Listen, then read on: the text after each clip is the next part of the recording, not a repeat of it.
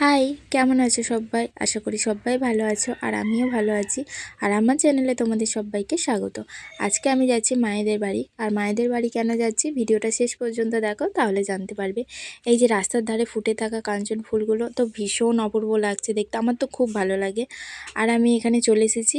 আর আমার ভাই বোনরা আমাকে পেয়ে তো ভীষণ খুশি, আমাকে জড়িয়ে ধরেছে। এটা আমার ছোট কাকার ছেলে আর এটা আমার বড় কাকার ছেলে আর মেয়ে। আমাকে নাচে আনতে গেছে। এসেই দেখছি রান্না বান্না হচ্ছে। এই যে ভাত হয়ে গেছে, আমার ঠাকুমা এখানে ভাতের ফ্যান ঝরাচ্ছে। আর আমার মা মশলা বাটছে। আর আমার কাকা রান্না করছে, মাছ ভাজছে।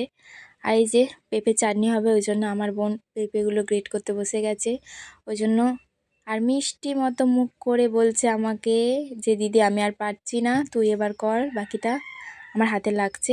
আর এই যে আমার দায়িত্বে পড়েছিল হচ্ছে পাঁপড় ভাজা আর চাটনি, তাই জন্য আমি পাঁপড় ভাজতে বসে পড়েছি। আর এখানে কি গল্প করছিলাম জানি না, হাসতেই ব্যস্ত। তো হাসতে হাসতে পাঁপড় ভাজা কমপ্লিট হয়ে গেল। এবার হবে চাটনি।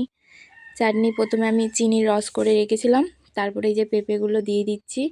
তারপরে হয়ে গেলে এর মধ্যে একটু লেবু আর এলাচ দিয়ে দিলেই হয়ে যাবে, চাটনি রেডি।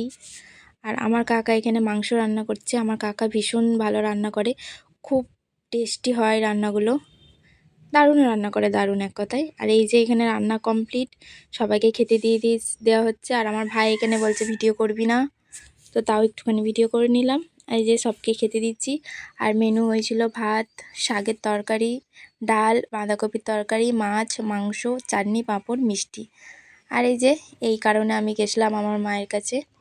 আমার মা এই গাছগুলো কিনে রেখেছিল, বলল যে আয় এসে নিয়ে যা। তো আমি লোভে পড়ে চলে গেছিলাম। আর গাছগুলো হচ্ছে এটা এটা আমার ঠাকুমা দিয়েছে। আর ওই দুটো গাছ আমার মা দিয়েছে।